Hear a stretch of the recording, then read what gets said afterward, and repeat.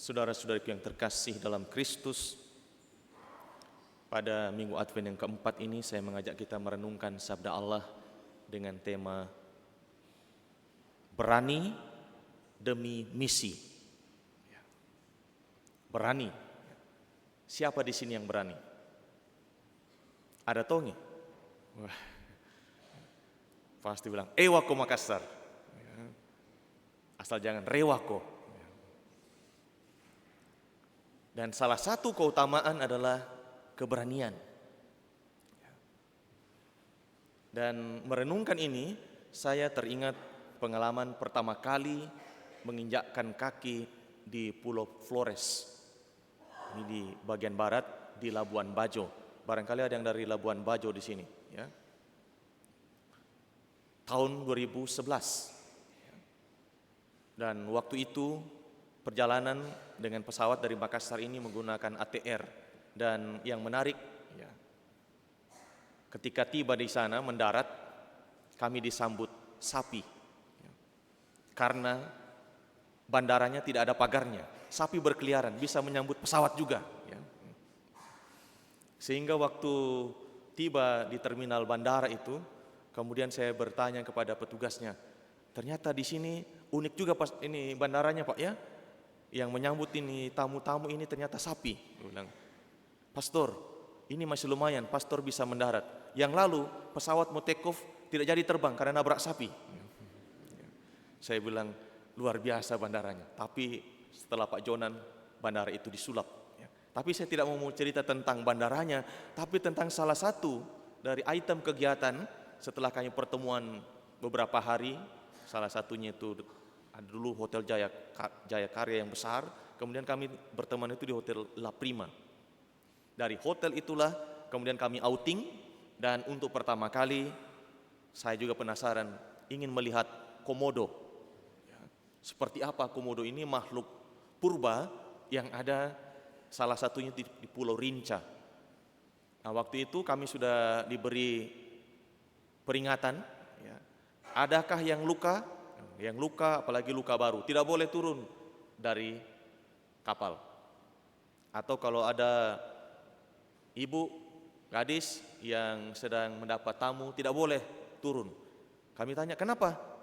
Karena komodo itu punya insting yang tajam sekali, bahkan ratusan meter dia bisa mencium bau darah. Jadi waktu itu kami disambut oleh rangernya, ini yang penjaga grup kami, dengan dia membawa tongkat. Ya. Dan di ujung tongkat itu ada 3 matanya begitu ya. Ini seperti trisula, ya, tapi trisula ala komodo. Ya. Kemudian ketika kami jalan, saya lihat, woi komodo, hampir 2/3 dari meja altar itu, lebar punggungnya. Nah, itu komodo tua dan lebih panjang dari meja altar ini. Bisa bayangkan besar sekali, dan itu binatang ganas.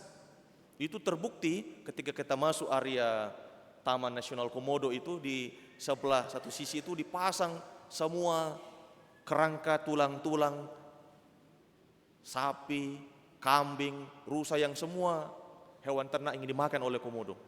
Jadi ini binatang ganas. Kemudian saya bertanya kepada rangernya, Pak, Bapak tidak takut binatang yang begitu besar dan buas? Bilang, oh tidak Pak. Kenapa? Ini misi untuk memperkenalkan makhluk purba ini kepada dunia. Saudara-saudariku yang terkasih, ranger kami ini seorang bapak berbekalkan tongkat, dia berani mengawal kami. Dan ternyata komodo itu takut sama tongkat dengan 3 mata seperti itu. Tapi yang menarik bahwa bapak ini sungguh-sungguh seorang pemberani. Dia berani karena punya misi mulia. Beda dengan kita di Makassar, berani karena emosi. Berani karena adu gengsi. Hari ini kita berjumpa dengan sosok Yusuf, seorang pemuda yang sudah dewasa dan matang, menjalin relasi yang serius dengan seorang gadis bernama Maria. Ini kisah yang hampir tiap tahun kita ulang, dengarkan lagi. Menarik, Yusuf sebagai laki-laki yang baik, apalagi tadi penginjil Matius menyebutnya, dia adalah orang yang tulus hati. Dan saya bisa mencari pasti di sini ada yang tulus hati. Laki-laki yang tulus hati, itulah karakter Yusuf. Dan ya ini, dia sangat menjaga martabat Maria. Dia tidak mau mencemarkan nama istrinya di depan umum. Karena dia gugup. Ini belum hidup bersama, Maria kok sudah mengandung. Ini pasti aib. Untung belum ada Twitter, belum ada Instagram, belum ada TikTok. Kalau itu sudah ada, pasti viral, dijamin. Dan Yusuf pasti langsung bingung. Ini mau jalan kemana, orang kenal, pasti pakai topeng atau pakai masker supaya tidak dikenal. Maka dia menimbang-nimbang. Nah, waktu itu belum ada saja medsos. Ini sudah menjadi barang yang viral, informasi yang untuk orang yang suka gosip, suka ngerumpi, ini sasaran empuk. Ya. Oh itu lihat kowe, miring-miring perutna. Ya. Jalannya sudah tidak normal lagi. Dan inilah yang ditakuti oleh Yusuf. Sebagai pemuda yang baik-baik, masa dapat istri ini sudah hamil, belum hidup bersama. Maka sebagai orang yang baik, laki-laki yang tulus hati, dia mau mengambil keputusan. Dia sedang menimbang-nimbang untuk meninggalkan Maria. Tetapi di tengah kekalutannya, kegalauannya, dan bahkan ketakutannya, seorang malaikat Tuhan datang kepadanya dalam mimpi dan berkata, Yusuf, anak Daud, janganlah engkau takut mengambil Maria sebagai istrimu. Kan memang Yusuf takut dengan konsekuensi, sanksi sosial, bahkan akan digosipkan dan segala macamnya. Saya pun kalau dalam posisi Yusuf, naik kereka juga. Ini apa kata orang? Kok laki-laki baik-baik, kenapa kok dapat istri seperti ini? Nah, itu menimbulkan pasti pergumulan. Kemudian di tengah kegalauannya itulah, kemudian Yusuf mendapat berita dari malaikat yang berkata kepadanya, Yusuf anak Daud, ini keturunan Daud apalagi, ya, raja yang besar, janganlah engkau takut mengambil Maria sebagai istrimu. Kemudian diberikan alasan, mengapa? Sebab anak yang di dalam kandungannya adalah dari Roh Kudus. Artinya Maria mengandung bukan karena campur tangan laki-laki. Lebih lanjut, malaikat berkata, Maria akan melahirkan anak laki-laki. Nah, ini belum ada USG sudah ditahu jenis kelaminnya.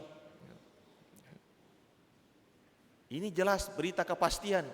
Maria akan melahirkan seorang anak laki-laki. Dan engkau akan menamai dia Yesus.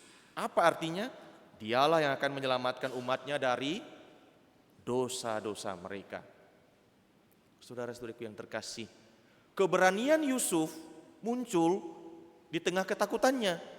Jadi kalah itu ketakutan oleh keberanian. Karena apa?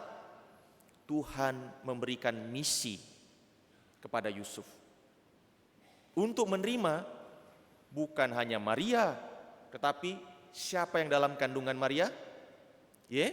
Yesus. Maka setelah Maria, orang pertama yang menerima Sang Sabda yang menjelma, yang kedua adalah Yusuf. Kita mau ke yang keberapa? Ini permohonan untuk kita. Kita berani tidak menerima Yesus menjadi bagian dari hidup kita. Meskipun kadang-kadang kita harus menghadapi tantangan dan ujian. Karistenka. Singkirkan. Saya sudah mendengar ada beberapa mahasiswa yang masuk ke kedokteran, ada dokter di sini. Ya. Hanya karena memikul salib, membuat salib, tanda salib, lalu susah masuk. Demikian juga di instansi lain atau di tempat lain. Menjadi pengikut, apalagi menerima Kristus, ini kabar gembira sekaligus tantangan. Dan Yusuf tanpa berkata kemudian mengambil keputusan.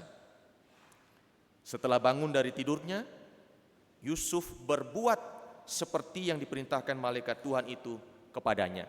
Apa yang dilakukan oleh Yusuf? Mengambil Maria sebagai istrinya. Ini satu permenungan tapi sekaligus menjadi unik ya. Begitu bangun tidur, Yusuf langsung mengambil keputusan, mengambil Maria menjadi istrinya. Mantap. Ya. Tapi juga konon ada seorang frater yang gelisah, ini mau terus jadi pastor atau mundur. Kemudian dia bimbingan rohani dan seterusnya. Kemudian bertanya kepada pembimbing rohaninya, kamu mesti mengambil keputusan, nanti setelah kamu pulang ambil kitab suci dan baca. Apa yang kamu baca, lakukan. Ya. Dan memang frater ini sedang galau karena punya pacar namanya Maria. Pulang ke seminari, dia buka teks ini, ketemu perikop Matius, dan dia langsung lihat, jangan takut, ambillah Maria sebagai istrimu. Dia berani mengambil keputusan, ya, daripada ragu-ragu antara jadi pastor atau setengah-setengah. Ini saudara-saudaraku yang terkasih, keberanian itu memang dibutuhkan untuk menaklukkan ketakutan. Apalagi kalau untuk suatu misi yang mulia, kita mesti berani. Banyak keluarga yang mengalami gonjang-ganjing, ya, pergumulan, karena tidak ada yang berani mengambil risiko. Suami mengatakan, itu gara-gara kau. Istri bilang, kau juga. Tidak ada yang bilang, kenapa ini terjadi? Apa kontribusi saya atas masalah ini? Lalu kita berefleksi. Seperti Yusuf mendengarkan apa yang Tuhan sabdakan. Ini misi. Yang bilang, kau itu tunjuk satu, sebagian ke sini, sebagian besar. Nah, inilah misi untuk menjaga keluarga kita, ikatan perkawinan kita, sehingga anak-anak sejahtera. Demikian juga anak-anak, kalau berani mengambil misi, sekolah kau nak, sekolah betul, jangan sekolah setengah-setengah, setengah kakinya di mall. Di mana kau nak? Ini di depan sekolah, ternyata depan MP. Ini berarti tidak berani mengambil risiko untuk sebuah misi. Demikian juga di tempat kerja, diberikan kepercayaan oleh pimpinan. Tidak berani all out, padahal disitulah misi yang sesungguhnya mesti dilaksanakan. Sehingga kemuliaan, kepercayaan, tanggung jawab yang diberikan itu menjadi medan kesaksian kita. Maka saudara-saudariku yang terkasih, Santo Yusuf menjadi model bagi kita.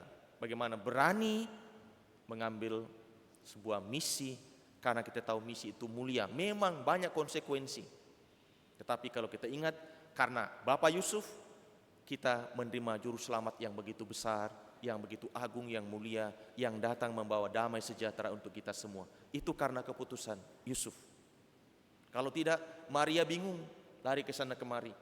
Tapi Yusuf berani mengambil konsekuensi dari sebuah misi mulia, menyelamatkan umat manusia. Karya Allah dihadirkan di tengah dunia ini. Maka kalau kita sungguh mau menerima Kristus Yesus yang juru selamat, kita mesti belajar juga dari Santo Yusuf. Dengan segala macam konsekuensi di bidang apapun kehidupan kita, kalau kita berani mengambil konsekuensi untuk sebuah misi mulia, maka nama Tuhan akan dimuliakan dan kita pun akan menikmati damai sejahteranya. Apakah siap dan berani untuk melaksanakan misi mulia yang dipercayakan Tuhan kepada kita? Mari kita mohon doa dari Santo Yusuf, seorang yang tulus hati tapi berani mengambil misi yang dipercayakan Tuhan untuk keselamatan kita semua, bahkan umat manusia. Tuhan memberkati kita sekalian.